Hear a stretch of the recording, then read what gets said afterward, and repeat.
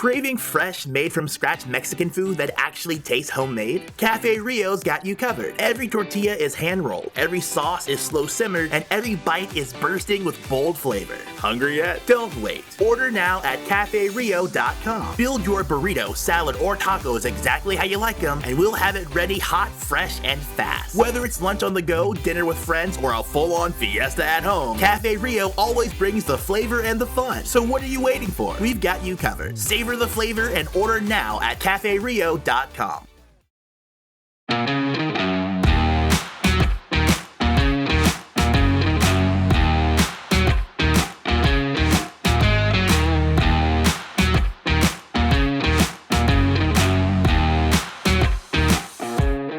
You're listening to the Utah Checkdown Podcast. And now your host, Josh Furlong.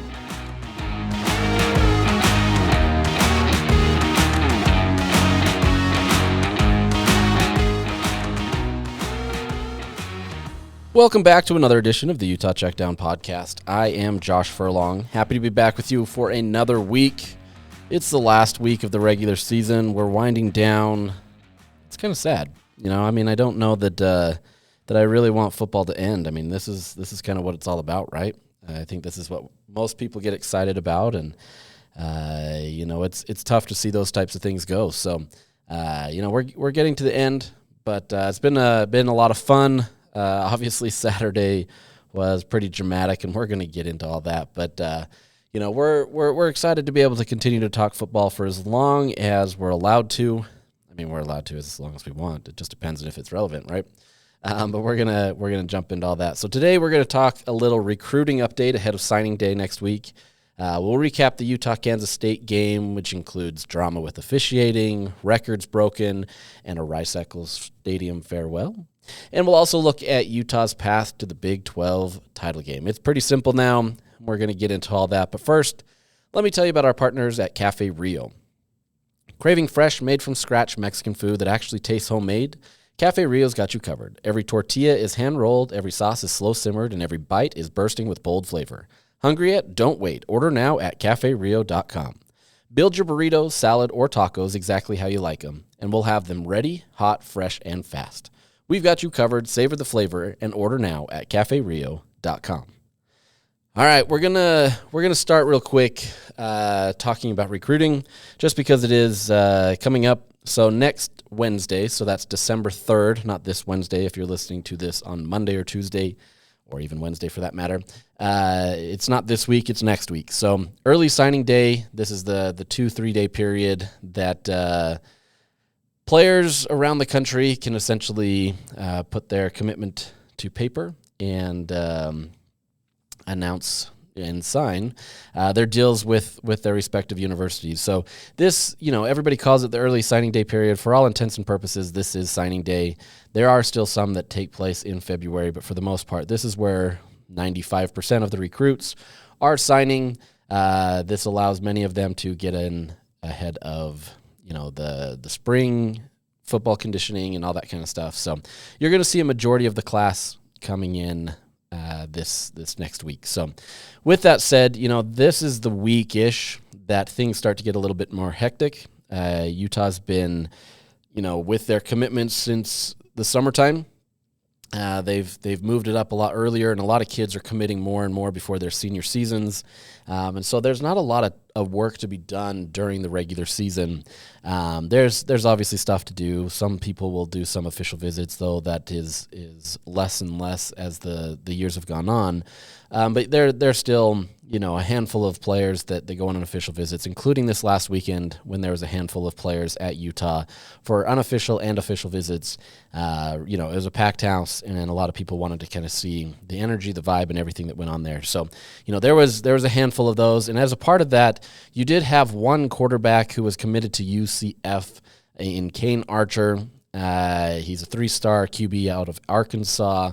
He announced his decommitment on the sidelines at Utah at halftime. This was done prior to that, but the announcement came out during that time. So, you know, he's on the sidelines watching the game unfold, and he decommits, and it was only a matter of time before you would assume that he committed to Utah. And he did. He announced his commitment yesterday to Utah. And so, that's another player that Utah now has on the roster. For those that aren't into this on the day-to-day basis, that is 2 QBs that are potentially committed right now for Utah. And so we'll kind of see what happens there, what that goes. But Kane Archer, it's tough to fully know, but the tape looks good on him. I can't say a ton about it because I've seen only a few clips. But, Utah has obviously they like what they see, and so this is what they're going to go with. So, you get some more quarterbacks coming in. And then potentially there was a few other players that were on official visits and on the sidelines over the weekend, and 3 of them at least are, in that range of likely committing to Utah. There's been a lot trending in that direction for the Utes, and that is PJ Takitaki, defensive end from Lehigh High. 3-star kid. You may know family. Sione Takitaki went to BYU. Solid player, and so there's belief that he's going to commit to Utah, as well as 2 JUCO players, Kirtland Vakalahi, not really, not siblings to Dallas Vakalahi, but I believe a distant family relation. So there is some of that. And then there's Tayson Reed, a linebacker coming out of Snow College. That is tied into the Reed family, the Fanu family. There's a lot of connections there. So, continuing on those lines of kind of bringing in some of those legacy kids and stuff that way. So, potential to add a bunch more. That would push Utah up to about 20 commits for this class. That's more than kind of what the expectation was going to be, but I think Utah's found some players that they feel really happy about and solid, and so you're going to see a lot of those things come about. But next week, in particular, will be the case with signing day. There was also Nathaniel Salmon, a tight end. He's from New Zealand, comes through and was taking part in NFL camps. I think that's what got people's eye is he was participating in NFL camps and now is eligible to play in college. That remains TBD. It depends on, what Utah's able to do with their tight end position and if they're able to get one tight end back, and I'll mention that in just a second. But, that's really kind of it for recruiting right now. We won't go too deep on that until next week and kind of jump into where Utah's at, kind of what's going on and kind of who to expect on Wednesday. But, good signs, good things picking up. There's always potential that you can flip some other players to Utah. There's a handful of other players that were on the sideline that are committed to other schools that were watching that game, and we'll see if there's any movement there. But for the most part, that's kind of where it's at. This is always kind of the fun time if you're in the recruiting business to look at it and be excited about what's going on, because there's a lot happening. So there's that. And then just briefly, looking at the rankings after Utah's win over the weekend, the Associated Press top 25 dropped Utah 1 spot to number 14. Essentially, Miami jumped them. We're going to see what that means for the college football playoff rankings this next week. So Tuesday night, we'll get the next rankings. And, so far, Utah has been above Miami and Vanderbilt, who are the 2 that are going to be kind of the biggest threat to Utah in the rankings. And they've stayed above them amongst all of the chatter. So there's potential that Utah stays. There's potential that Utah drops below one or both of them. We'll see. We'll really see kind of the value that the committee has on Utah given the game that was played, right? It clearly wasn't the best game for Utah, and like I said, we'll get into all of that. But, there's other teams above Utah in the top 10 that had similar types of games, maybe not to that extent in giving up that many rushing yards, but having to come from behind wins and squeak out these narrow victories to maintain kind of where they're at, namely Indiana, Texas A&M, 2 teams that are in the top 3 even. And so, there's value there. There has been a precedent set in terms of teams not always playing perfect every single week and being able to do it and stay ranked high. But, we'll see. We'll see the value that Utah gets there. I wouldn't be shocked if Miami and or Vanderbilt jump Utah, but at the same time, the committee has been really high on Utah all season, so we'll see. And at the end of the day, it may not even matter, right? Like has been said many times, Utah likely has to be in the top 10 to make it into the playoff as an at-large. There's still hope alive that they can get to the Big 12 championship and then, get it that way. But by and large, if Utah does get into the 12-team playoff, it would have to be in an at-large. So not looking all that great, especially with the teams ahead of them, but there are still chances. I just think it's a little bit more of a challenge for Utah at this point. I think we learned they kind of topped out, and we'll see what happens and go into that. So that's kind of where it's at. Tuesday night will be the big indicator there and kind of what happens, how they view Utah. They're not going to move up by any means. I can't imagine a world where that happens, but I think, we're going to get a good view of what the committee sees from the Big 12. Right now, obviously, there's going to be two teams above Utah in the Big 12 who are, penciled in potentially for the Big 12 title game with BYU and Texas Tech. So, I think there's still value there, but at least one of those teams has to lose along the way. Potentially could lose this week. It's not likely, but could happen. And so, we're going to see what happens there and kind of see how the chips fall. By and large, though, plan on a bowl game for Utah. If you get into the playoffs or you get into the Big 12 title game, that's gravy, right? And I think that still is a special year. You go from 5-7 to 10-2 with a real shot of really having it at all, right? You're a few calls blown away from beating BYU. Other things factored into that. It's not just that simple. And, Texas Tech, you didn't have a starting quarterback that was healthy, and the game was close until the very end, until Texas Tech blew you out. So, there's a lot to be optimistic about, and you still get an opportunity next year, though obviously everybody would want that, and you don't want to look forward to next year. So there's that. So let's jump into the game. There's a lot to cover here, and look, I'm not going to rehash every little aspect of it, or at least I don't intend to. We'll see how this podcast goes. But it's honestly one for the ages, right? Like, this is one that was improbable from – it's tough to really pinpoint when it was improbable, but pretty much late. Fourth quarter, things weren't going well Utah's way.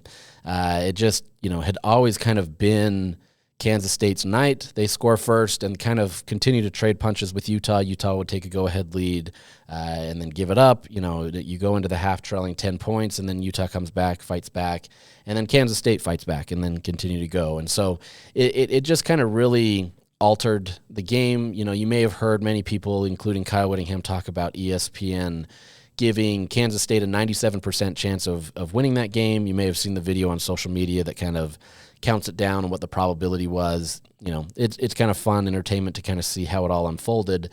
But at the end of the day, this was an incredibly improbable, result where Utah comes away with the win. So just looking at some of the highlights, kind of what took place there.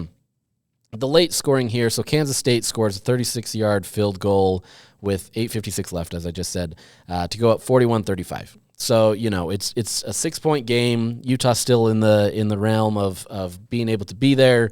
All you need is a touchdown and you're in the game, right? So everything still feels for the taking at that point.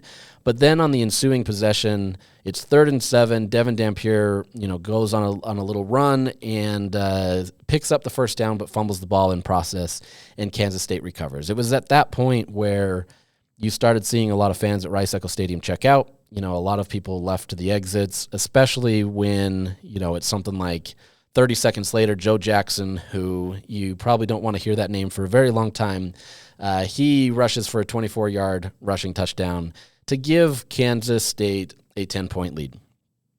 It actually could have been 12 points because Kansas State decided to try for a 2-point conversion that is tipped by Smith Snowden and then falls into the hands of Teo Johnson, who goes 100 yards the other way for a 2-point return, which ends up being a 4-point swing in the game. And so it's a 10-point game with 7 minutes left in the game, essentially. And so despite Teo doing that, it still felt really improbable. There wasn't much going Utah's way in terms of stopping on the defense.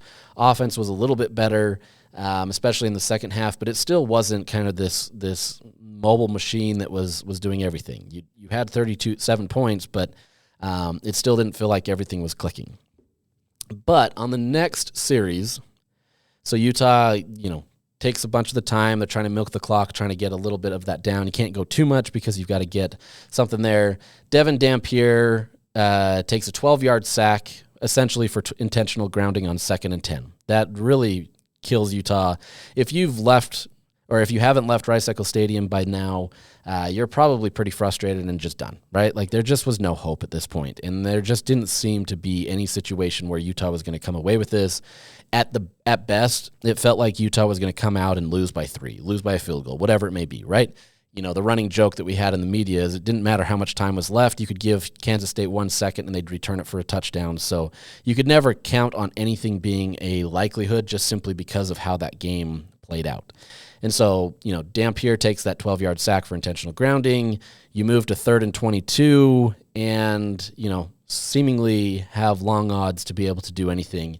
And Dampier suddenly connects with Larry Simmons for a 21-yard catch. Okay, everything's, you know, on the table. Everything is good.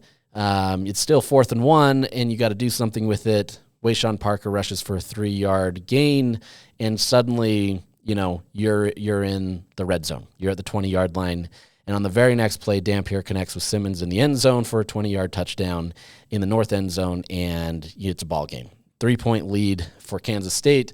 Everything had flipped. You know, the 2-point try that Teo Johnson took back suddenly becomes a major turning point in the game, where now at the very least you need a field goal to tie. Everything felt probable at that point, right? It still was a long road because Utah's defense hadn't stopped Kansas State all night, but at the very least you know that if you do get a stop and you don't milk or Kansas State doesn't milk all the time, there's at least a shot to tie the game. And, you know, you'd have to like your odds in that case. And, you know, it is what it is. So 2:47 left in the game. Kansas State gets the ball. This, you know, for all of the struggles that the defense had, and I'm going to get into those in a minute, and I don't know, I know you don't need to necessarily rehash that, but for all the struggles that defense had that day, this was the drive that sealed everything. You could argue there's another one that's coming up, but this is the drive that really turned the corner. On 1st and 10, you know, you're looking to get out and really make a statement. And so the defense gets out and sacks Avery Johnson for a 1-yard loss. Big momentum change. It just gives the vibe up. Everything's going well. You come off of Dampier connecting with Simmons in the end zone to suddenly backing that up with a 1-yard sack. You know, the environment in Rice-Eccles Stadium was at an all-time high, at least into that point. 2nd and 11. Joe Jackson with a 2-yard rush. Okay, you held him. Everything feels good. Everything feels great. You know, this wasn't a 20-yard run. It wasn't a 40-yard run. It wasn't, you know, whatever it may be. It was 2 yards. You did your job. You held him. 3rd and 9. Avery Johnson connects on a pass, but it goes for 6 yards as Utah was able to wrap up and get the tackle, you know, short of the sticks. You know, saying that alone doesn't sound that crazy, but given how the night had gone and kind of how out of place Utah was, that in and of itself was another mini miracle that took place, where suddenly, you know, you go from not being able to contain or hold anything, and you stopped a run, you stopped a pass short of the sticks, and now you've forced Kansas State into a punt. And, you know, not a great situation for Kansas State because suddenly they have nothing going for them. So Utah gets the ball back. You know the history here. You know, obviously you know all of this, but you get in a situation now where Utah is facing 4th and 1 in their territory. Not great odds, but still a situation where you have to go for it. Everybody knew they were going to go for it, and if I remember right, Wayshawn, you know, goes into motion, and Dampier kind of does a little fake handoff, not really a full committal to it, and then just sees the opening and takes off for 59 yards, gets all the way down to the 5-yard line. And that point, Rice-Eccles Stadium is electric. For all the fans that had left, that place was still an electric environment. You know, everybody was on their feet, everybody was cheering, everybody was jumping up and down. Suddenly, Utah had life. At the very least, you get a field goal and you tie this game up, or at least that's the thought, right? But at the 5-yard line, why are you not trying for a touchdown? And 3 plays later, Devin Dampier scores on a 1-yard rushing touchdown right up the A-gap, and Utah suddenly with the go-ahead score with 56 seconds left to play, and that place is a madhouse, right? Really cool environment. Anybody that had been in the environment for the Utah-USC game when Cam Rising goes for 2 knows what that place can be. It wasn't quite to that level, but it was close, right? I think had the full stadium remained in their seats. And look, Kyle Whittingham even said he doesn't blame anybody for leaving that game based on what Utah was able to put out. But had that stadium been there, I think it probably could have rivaled at least something close to that. With that said, that USC game is still probably up there at number one. There's, you can make arguments for others, but, that place was electric and everything was suddenly shifting. But still, you had 49 seconds left in the game and Kansas State had the ball. There was nothing really to celebrate yet. You can obviously be happy that you had the go-ahead score and everything was going well, but at the same time, you still hadn't stopped Joe Jackson for much of anything outside of that last drive where you got the 3-and-out series, So, it goes, and then suddenly, Avery Johnson's picked off by Lander Barton. They flush him out of the pocket. He throws it right to Barton, and Barton falls to the ground immediately, sealing the game, and the place just goes ballistic, right? And what a cool scene, not only for, the fans that stuck around, but a Utah team that just continued to fight. And you have to look at this team in its totality and see that this is a team that really never backed down. Yeah, there were some missteps, right? You had Texas Tech and you had BYU, and there was some missteps in those relations. But, this was a team that never hung their head and never, got down on themselves. They just continued to fight. And look, I'm not here to carry their water. I'm not here to hype them up by any means in that regard. But this is one of those things where this team showed absolute resilience. You can talk about these things, and it's easy to kind of get a coach to go on coach speak and talk about how the team stuck together. And you can get all these platitudes and everything.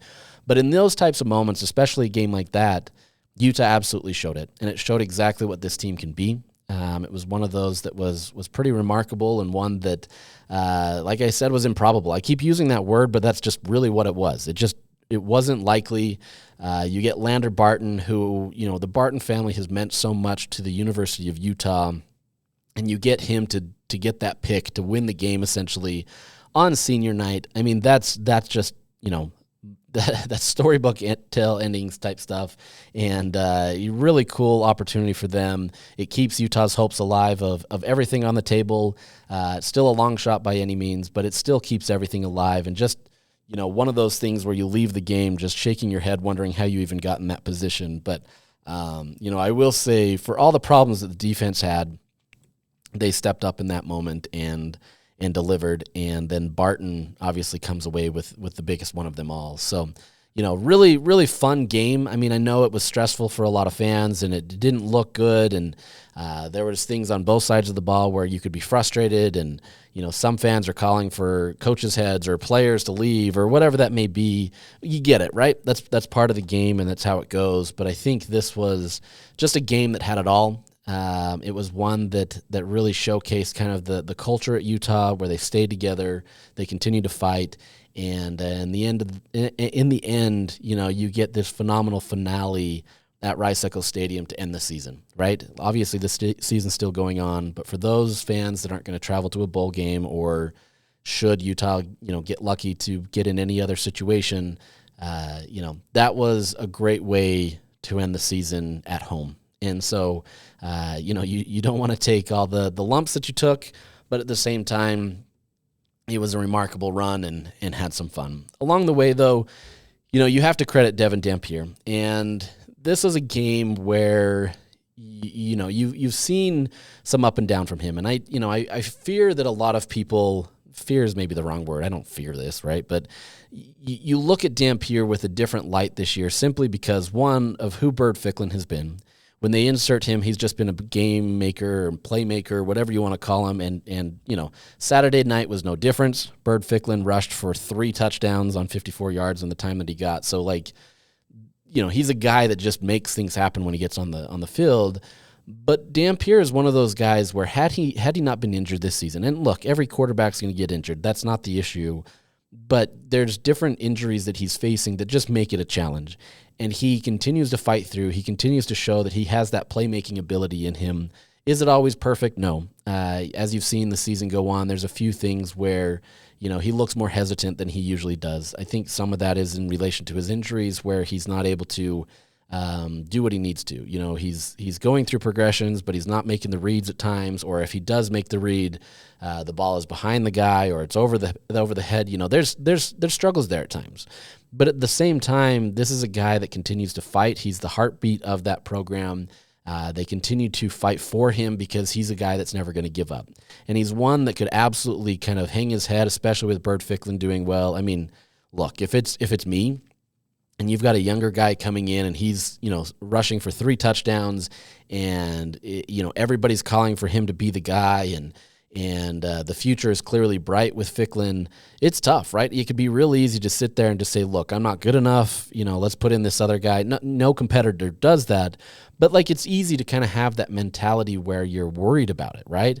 And I think there's a legit concern from Dampier in some respects that if he doesn't show out, he's going to lose his job. And it should be, right? He should be able to, have that fear. You've always got to be worried about who's going to replace you. And that's no different in this case. But he showed up in the moments that mattered the most, finishes the game throwing for 259 yards and 2 touchdowns.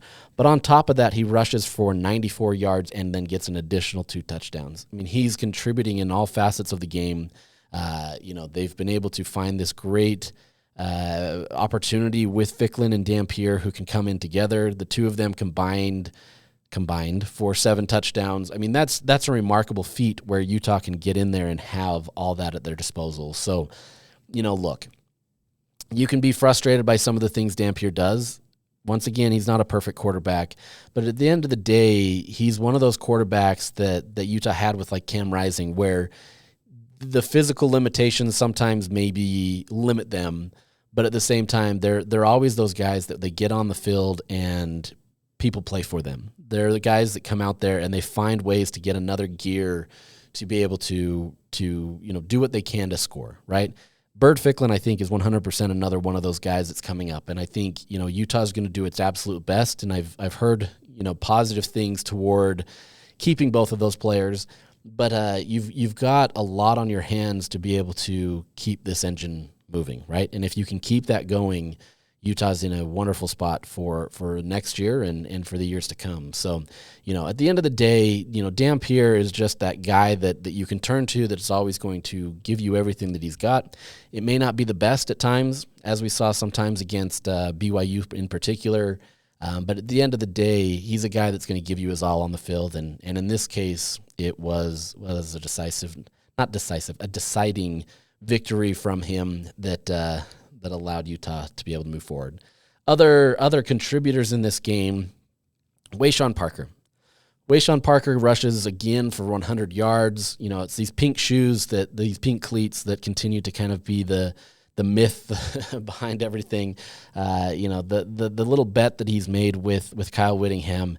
I think it's just a fun little side bet that Kyle, I would say, doesn't typically get involved with. That's not to say Kyle's not one to play for the players or kind of play into that kind of stuff.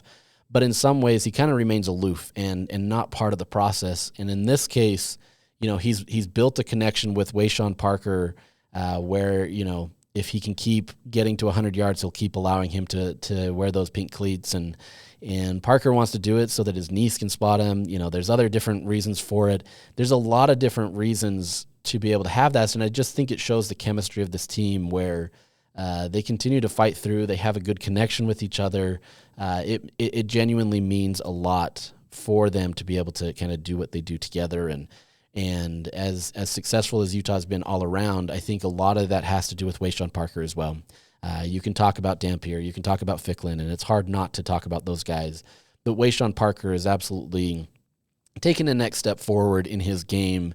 He's now playing like the guy that Utah expected him to be, coming into the season. And he's on the brink of getting to 1,000 rushing yards, which was his goal coming into the season.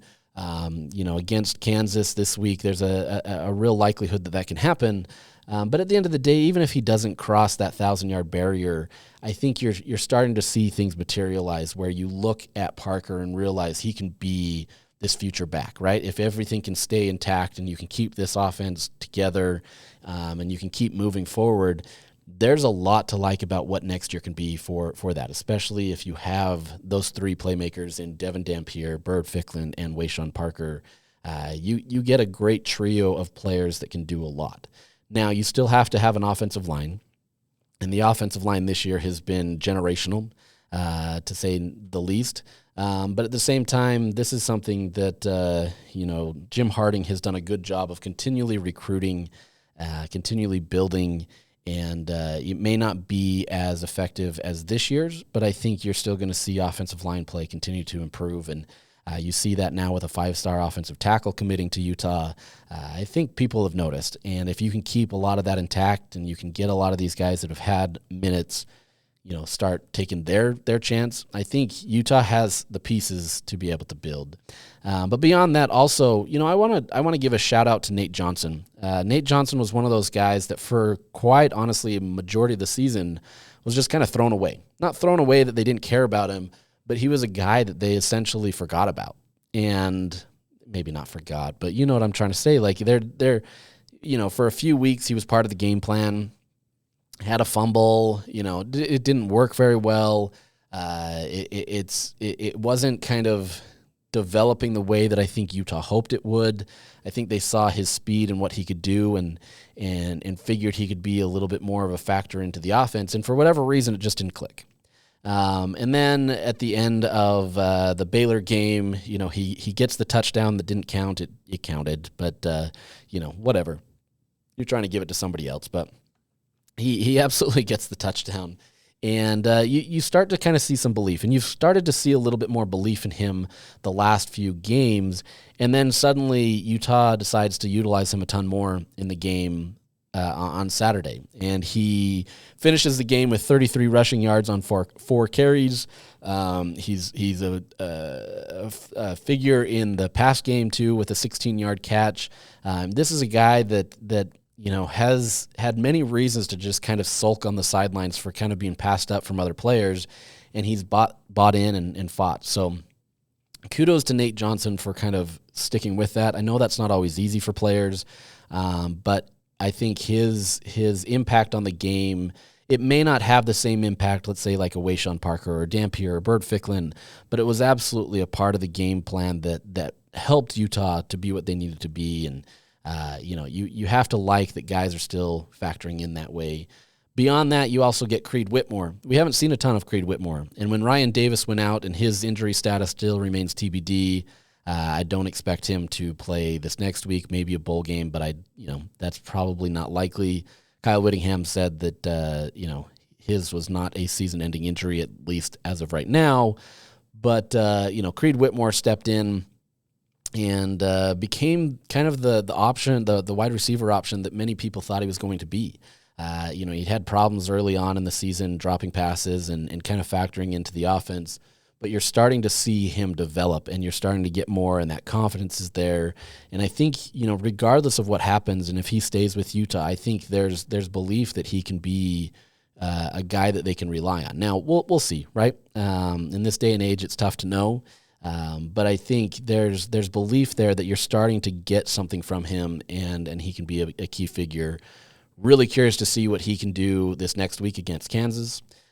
Can he continue to step up his game? Can he be that guy that they need him to be, especially if Ryan Davis is out, which I expect him to be? What will that be? And then there's Cash Dillon. Cash Dillon, there's been a lot of talk about him and kind of what he can be, and he's still young, still has a lot to learn. But at the same time, this is a guy that stepped in when John Henry Daly went out, and Daly is out for the season, unfortunately. Non-contact injury, and you can all probably guess that it was an Achilles injury. It's a tough look, not easy, especially with kind of what he has meant to this team. As an Achilles injury, that's more than just this year, and so we'll see what happens.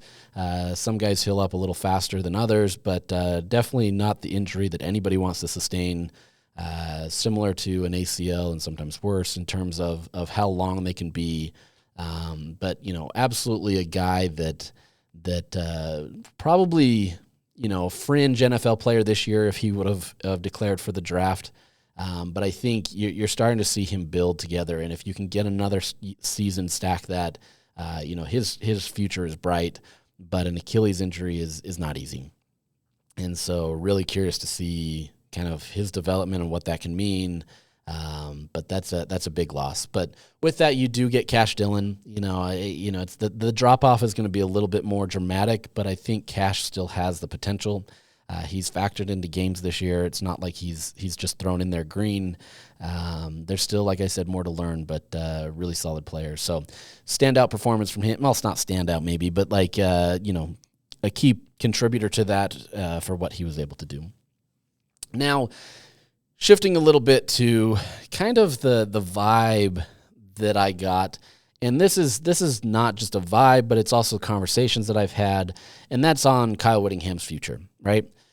Coming into this game, conversations that I've had have it believed that this was his last home game at Rice-Eccles Stadium, that this is his last game coaching there, and that was kind of enhanced a little bit with the number of family members that were in attendance.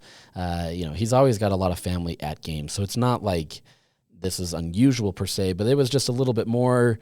There was a little bit more attention on this, and then Kyle Whittingham got a little emotional in the post-game press conference at the beginning as he was talking about the seniors, and he played it off as emotions toward the seniors, and I truly believe it, right? Like, I don't think he's lying by any means, but I think there's definitely a realization to some extent that this very well could be the end. And I don't put it past Kyle to not have his mind fully made up. I don't believe that he's out there telling everybody that this is it. I think there's been a lot of preparations made to kind of lean into that. But at the same time, I think he truly still is a day-to-day type mentality, though conversations that I've had do kind of lend itself more to kind of what would be his last year. So, there a lot of the belief more is just trying to put this program back on the map in terms of being in a stable spot. After last year, you clearly didn't have a stable situation. Not a lot of love was going on around that program. People were really frustrated, unhappy.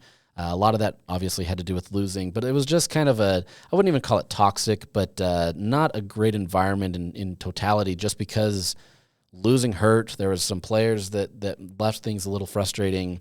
Things just weren't going all that way, and so things that you may overlook normally become big issues when things aren't going well. And so, you go on that 5-7 season, excuse me, and you have a situation where, you just don't want to end it there. And, I truly went into that last game of the season believing that it was Kyle Whittingham's end, while still recognizing that there was going to be the belief that he wanted to come back to do something more. And this year is 100% that case, right? Like, you can always come back and say, yeah, you want to be able to go beat BYU again. You want to come back and win a Big 12 title. You want to get into the playoff. Like, all of those things matter. But I think at the end of the day, like, yes, he loves coaching. He recognizes that he needs to get out of it at one point. But I think what the main goal for him is to leave the program in a state where there's still positivity. And I think we're to that point right now where, Utah is on the fringe of a playoff. Whether they get there or not is a tough situation, because it means other people kind of have to drop for Utah to get there. There's not much they can do to kind of win their way in. But at the same time, you're in contention. And I know that that's never an easy spot to be in, but I think it's far easier to leave the program now, having all that on the radar, right? Knowing that in theory you can still build off of this team moving forward. And yes, Kyle could come back and continue to run with this team, but at one point, do you ever leave, right? And I think this feels like a great jumping off point for him. And I think some of that emotion was present there. So really curious to see what happens. It's one of those that nobody wants to see a guy of his caliber leave. But at the same time, I think there's a lot of excitement for what Morgan Scalley can bring. And I think, the players love Scalley, the players and the coaches love Scalley. I think this is a good transition point. The real question is, will this happen, right? And only Kyle Whittingham can be the one to decide that. Nobody's going to tell him to leave. You may get some nudgings, right? Like, there may be some people trying to kind of push him to the door, so to speak, in a subtle way. But I think this is honestly just going to come down to Kyle and what he feels. And as it relates to that, if Utah doesn't make it into the Big 12 title game, he has to let the university know by December 5th. So that is Friday. We'll find out what happens there.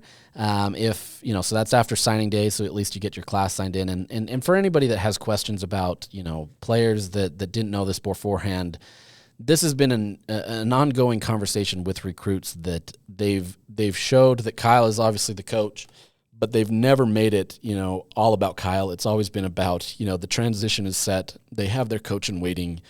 Morgan is going to be the guy. They buy into this knowing that there's a real likelihood that Kyle may not coach. So, there's no worry there per se of a guy decommitting or anything if he's committed to the program.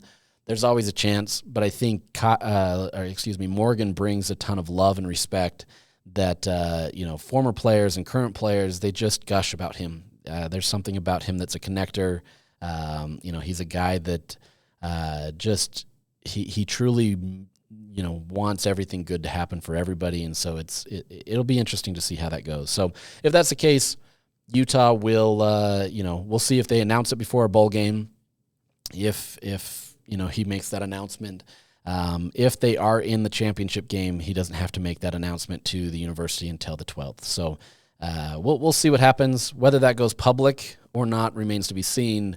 But I have to imagine that once it goes out, it's going to be a little tougher to keep under wraps, as it kind of feels like it's kind of already that way. I think a lot of people are just assuming this is the case. So there's that. Now let's jump into a little bit of complaining about the refs. And look, I don't want to get into this because it's kind of stupid, quite honestly, and I think every game is going to have that. I watched a bunch of NFL games over the weekend, and they have it. You can be upset about what any ref does, right? And they're human. They're going to make their mistakes, just like Utah allowed Kansas State to rush for 472 yards, right? Like, it happens. The thing is, like, not all of these are detrimental or absolutely going to change the tone of the game. Now, they do impact it. I will say that, right? Like, we get it. Any penalty or whatever that may be, or no call or anything, can have detrimental impact on a game. But at the same time, complaining about it isn't going to change anything. And we've seen this on both sides where Utah complains about it. We've seen it on other teams complain about it. This time we're seeing it where Kansas State is complaining about it. And look, did the officiating, was it perfect on Saturday? Absolutely not. No game is. You're never going to find a game where there's perfect officiating. Even ones that have not a ton of flags thrown, there's going to be something. There's a missed hold. There's a pass interference call that didn't get called, or whatever it may be. That's just the nature of the game. So after this game, Kansas State and Chris Kleiman, their head coach, was a little miffed about some of the penalties that were called or not called in that case, and kind of turned into part of the conversation as it relates to the game. Look, it happens, right? Like, and I'm not going to sit here and go through all of them. There's a complaint that there should have been a pass interference call on the 2-point conversion. There was a flag thrown, but if you look at the broadcast, that referee that threw the flag was not really the one in closest position to be able to do it. He threw it because he thought he saw something, goes over and talks and consults with the rest of the refs. The ones that are closer, I would assume. We didn't have a poll reporter to go talk about any of this stuff, nor do I think it really matters. But, they go over, they review it. This is obviously the one that Teo Johnson takes back for a touchdown, so everything's still kind of on there. It could have been real easy for Johnson to not run because he sees the flag. Why go through all that effort? They're taught that they need to, and so, it is what it is. But this is one of those things where they pick up the flag and say, no PI, nothing involved. It's 2 points for Utah. So that happens. I don't know that we need to get into that. Whether you agree with it or not, like, it happens. There's many calls all the time where DBs or, receivers are jawing at each other. One may get a little early. It happens. That's the case. And this is the same if it was on Utah's side. It happens, right? Like, I'm not going to sit here and defend it one way or the other because that's just the nature of it. If a referee sees something that he thinks is contact too early or it's not going toward the ball, that's the nature of what pass interference is going to be. Okay, so you have that. The one that's really frustrating for Kansas State, and Chris Kleiman today said, I think an explanation is all that we want. on this particular play, and that's the substitution penalty that Kansas State was flagged for. So here's kind of the laying of the situation. So Wayshawn Parker picks up 3 yards on 3rd and 5 on a run out of bounds. This is about 4:30 left in the game. So the play goes, he runs out of bounds and is off of the field, right? By definition, he's off of the field. Now, as part of that, he kind of jogs onto the field a little bit, but he's kind of talking with the referees, having a conversation there, and Utah's all lined up. Now, as part of this, though, the personnel that was on the field, and look, all of us media during the press conference today for Kyle Whittingham, we all watched this together. We all looked at this. This isn't us some like groupthink situation. We all counted it. We all looked at it. Everything was the same. Utah had the exact same personnel in from the beginning of that first play where Parker got 3 yards to the second play where Kansas State was penalized. So what happens is you have Parker that was, like I said, he ran off the field as part of the play. He's on the field again, but I think what had happened is there was a look where Kansas State thought that he subbed. Now, as part of that, there is a definition where the ref can stand over the ball and have that. By all means, this happens with, I think, like 25 seconds left on the play clock. Parker comes on. The ref is standing over that. I think there was like 12 to 14 seconds still left on the clock by the time the ref had moved away. They had gave them ample time to be able to substitute if they did, and Kansas State continued to throw a couple players on and do what they needed to, and it just, Utah saw the situation, snapped the ball, and it's a penalty.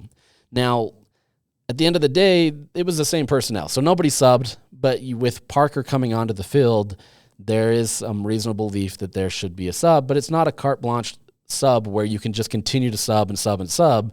It's kind of a 1-to-1 ratio, right? And so it's one of those where once Parker subs and they've subbed somebody on, you can't continue to just keep subbing and wear out the clock. Like, there has to be a reasonable, tit for tat type situation. And so, Wayshawn Parker lines up back in the backfield. You still have Larry Simmons, J.J. Buchanan, Dallin Bentley, and Creed Whitmore all lined up. Those were the same players that were on the previous play.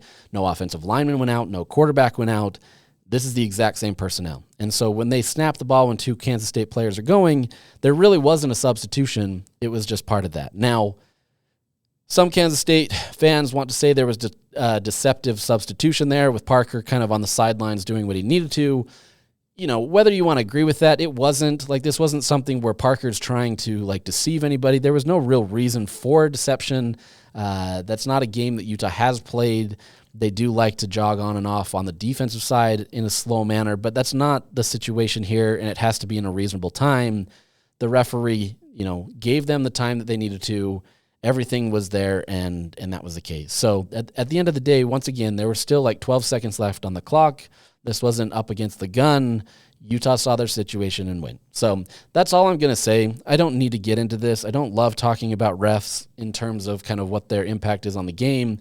At the end of the day, it puts Utah in a first down territory after being on 4th and 2. But at the same time, Utah was going for it anyway. I don't want to pretend like Utah couldn't have got the first down there or that they could have gotten stopped. Both of those things could have happened. But at the end of the day, that was it, right? I don't know what the refs are going to call on that situation in terms of what their rules are and kind of what they see. Based on conversations that I've had, I know that there is a review of those plays, and it sounds like everything was up to snuff. And so I don't look. If anything, you can complain about the ref for holding the ball from the beginning, but at the same time, Wayshawn Parker went out of bounds, and so by default, that is a substitution, even though it's not a true substitution. But he was off the field, so we're gonna leave it at that. It's not a real penalty. It is exactly the way that it should be played, essentially, and so it is what it is. We're not going to get into that. That's it for that, okay? We're not going to talk about refs anymore. Nobody wants to make them a part of the game, right?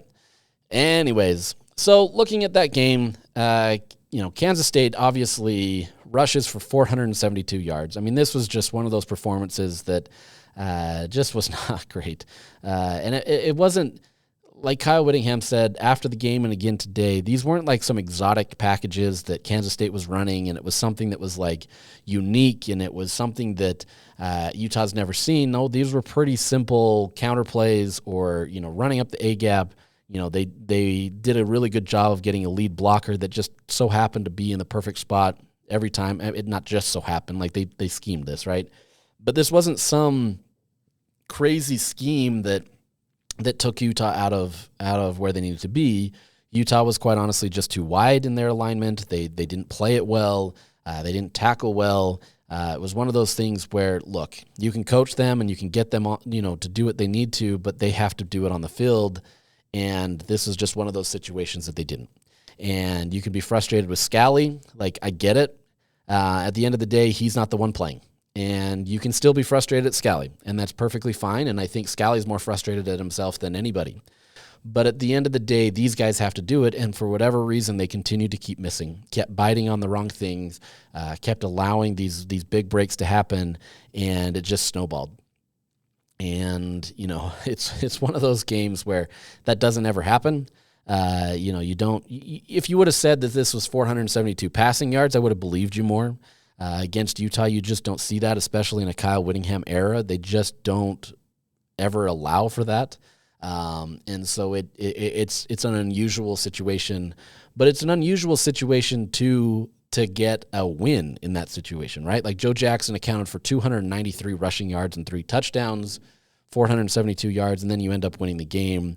I did a little research here. Unfortunately, there's tools out here that help me a little bit to this, because I don't even know how I would have begun to find this, but kudos to StatHead for helping me here. There's only been 10 games worse where an opponent has outrushed 472 yards. We'll just say 450 yards to make this easy. There's only been 10 other games where an opponent has done that and the other team wins. Utah is number 11. So there's 10 teams above that have rushed. The opposing teams have rushed for more and done that. Number 1 is San Jose State in 2004 against Rice. Rice put up 570 yards and San Jose State won. Hawaii in 2001 did that against Air Force. Air Force put up 545 yards. And look, a majority of these are service academies or triple option teams. That's supposed to be expected, right? A majority of your yardage is going to come through the run.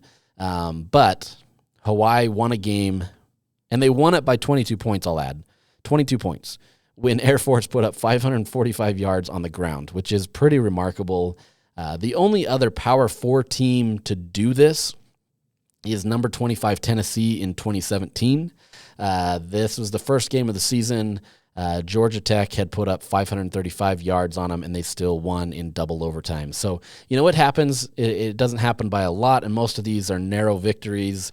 Outside of that Hawaii one, there was a Boise State one where they won by 11 despite 500 yards. UNLV did it, won by 14 against New Mexico. New Mexico is another key figure in here outside of the service academies. So just an interesting stat, right? Like 10 other teams have done it, but this is still rarefied air where you just don't often allow a team to rush that much and still come away with a win. So pretty impressive, historic in a lot of ways, especially for Kyle Whittingham, right? Like that's never happened in his tenure, but interesting nonetheless. So kind of crazy.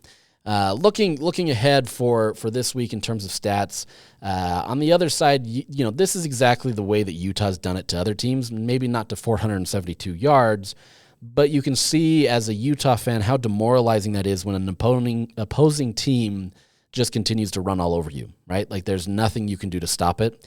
And that's been Utah this year, right? Like they've been really solid. They continue to put up points.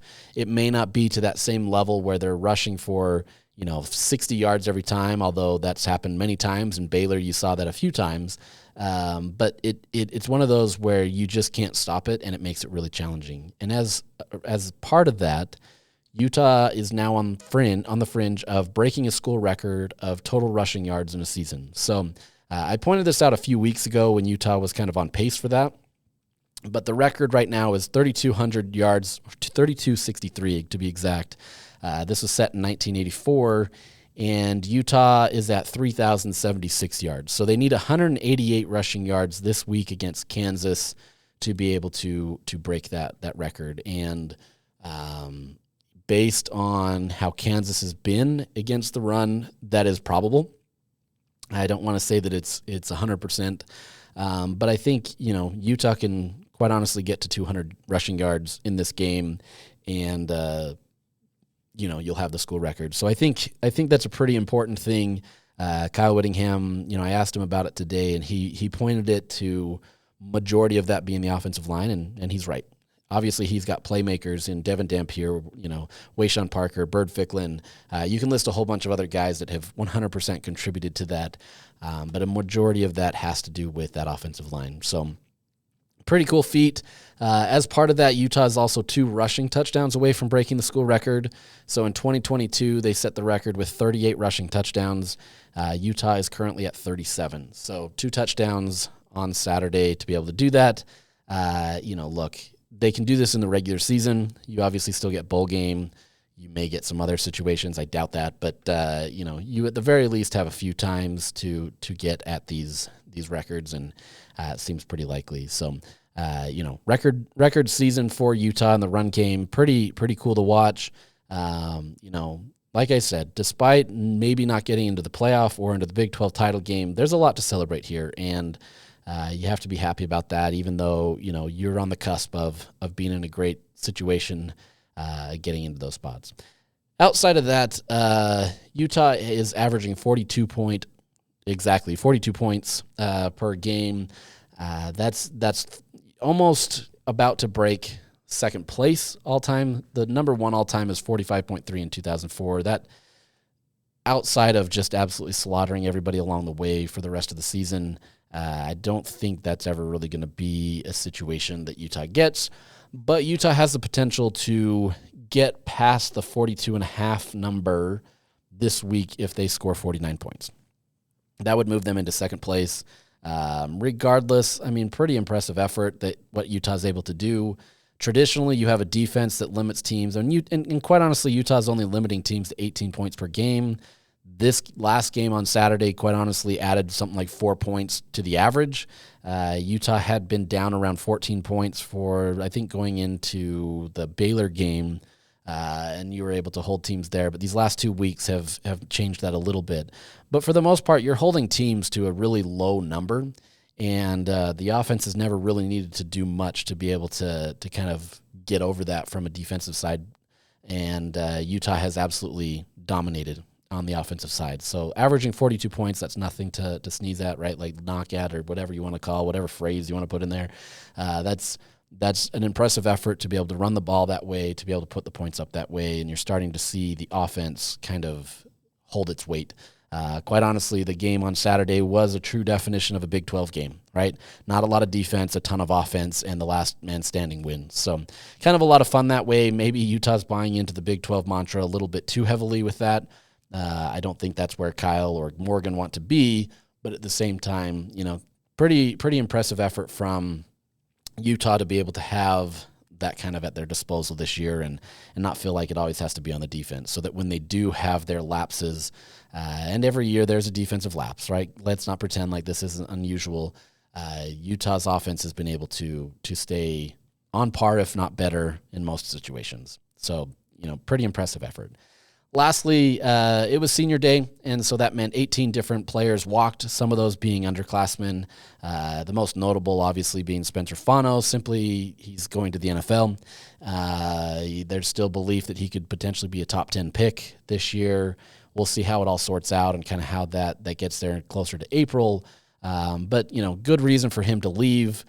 Utah would obviously love to have him, but at the same time, being able to see one of your guys potentially go in the first round, well, he'll be a first rounder, but to potentially be a top 10 pick, that doesn't come around a lot. So you got that. You do have Caleb Lomu, who also decided to walk. There is some belief here, though, that depending on the grades that come back, that he can stay and he may go. So he did walk as part of that, just to kind of see what he should do. He wants to be able to at least have that opportunity to get that love from the fans should he decide to leave, but it's still going to be dependent on what he gets from the NFL. So, you can look at some of the mock drafts, and some of them have Caleb Lomu in the first round, some don't. My belief is that if he does not get a majority of first-round grades, or at least have enough teams that give him first-round grades, then he'll likely come back to play at Utah, which would be a big boon for Utah. You get Caleb Lomu, you get Kelvin Obot, you get a bunch of other players that Utah's recruited this year, on top of the guys that have been in depth pieces for this offensive line. And I think you at least have a higher jump to what it could be next year. So that'll be something to watch. And then there's Dallin Bentley, who is a senior, but he's trying to get another season back based on kind of JUCO rulings and other stuff that way. It's probably a long shot, but if you can get Dallin Bentley to come back as another, bona fide tight end, that can mean a lot. I think his potential is really high, and I think for him, it would even do him better to be able to have another season on tape. Obviously, that changes too in the metrics of the NFL and kind of being older, but I think just 1 year of tape doesn't always help you either. So it's kind of a double-edged sword there. You stay to, you get older, and so your potential in the NFL shrinks, but at the same time, your potential is kind of shrunk just simply because of only having 1 true year of tape on the field. So, we'll see. Don't count on it, but at the same time, the NCAA is going through a lot of their eligibility lawsuits and other things right now where there's potential that Bentley could come back. So if that is the case, a great opportunity for Utah, especially if you get Bentley and Lomu back. But if you don't, you move on and you try to get there. So that's the nature of what it is. But before we close out the episode today with talking about the Big 12 title options, let me tell you about our partners at Canyon View Credit Union. At Canyon View Credit Union, it's on the house. Close a mortgage and get a free appraisal up to $600. To learn more details or apply, visit canyonviewcu.com. All right, we'll close the episode today with the Big 12 title options. It's pretty simple at this point. There's some complexity to it in terms of just kind of the different machinations that can come out, but it's a pretty simple operation. Texas Tech and BYU easily have the upper hand here. Obviously, if both teams win this weekend, they finish 8-1. No other team can be 8-1, and so they easily get into the title game where you get a rematch of those two teams in Arlington. Doesn't matter what happens with Arizona State. Doesn't matter what happens with Utah. Those two would be the only 8-1 teams, and so by default, they get there, as they should, for only losing 1 game. But there's a few other scenarios that play, and that largely goes to, if Texas Tech wins and BYU loses, or if Texas Tech loses and BYU wins, and then it factors in, obviously we're going to assume that Utah wins this Friday, to keep these available options, because if they don't win, you're not involved in it anyway. So, real quick, just looking at some of these options, we're going to stick with Texas Tech wins and BYU loses this week. Odds of that happening aren't very high, but if that does happen and Arizona State wins, it's a Texas Tech versus Arizona State championship game. What would happen there is BYU, Utah, and Arizona State all end in a tie, and the multi-team tiebreakers, which we're not going to go all into, essentially go to Arizona State. So you have that. If all that happens and Arizona State loses, it's Texas Tech and BYU again, because all you have left is BYU and Utah with a 7-2 record, and clearly the head-to-head goes to BYU for beating Utah. Now, assuming these last parts, we're going to assume all Texas Tech loses, and BYU wins, then you look at if Arizona State wins, it's BYU versus Utah in the Big 12 title game. If Arizona State loses, BYU wins and Texas Tech loses, it's BYU and Texas Tech again. So once again, you're seeing BYU and Texas Tech quite a bit. The other scenarios here are Texas Tech loses and BYU loses and ASU wins. That puts Utah and BYU in the championship game. If Texas Tech loses and BYU loses, but Arizona State also loses, that's Texas Tech and BYU. So really, really kind of interesting here. It's simple. Utah obviously has to win. Arizona State has to win, but they also have to do it in a way where, Texas Tech loses. So if Texas Tech wins and BYU loses, Arizona State's going to have the advantage over Utah. So you're a big Texas Tech fan this week. They're a 20-point favorite on the road to West Virginia.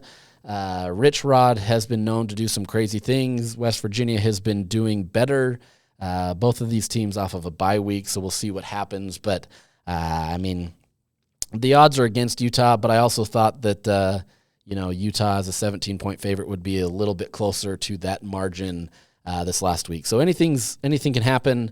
West Virginia 100% is going to want to ruin Texas Tech's season. Who wouldn't, right? Like, you want to go in there and kind of do that. You also have pride and you want to win. And so, crazier things could happen.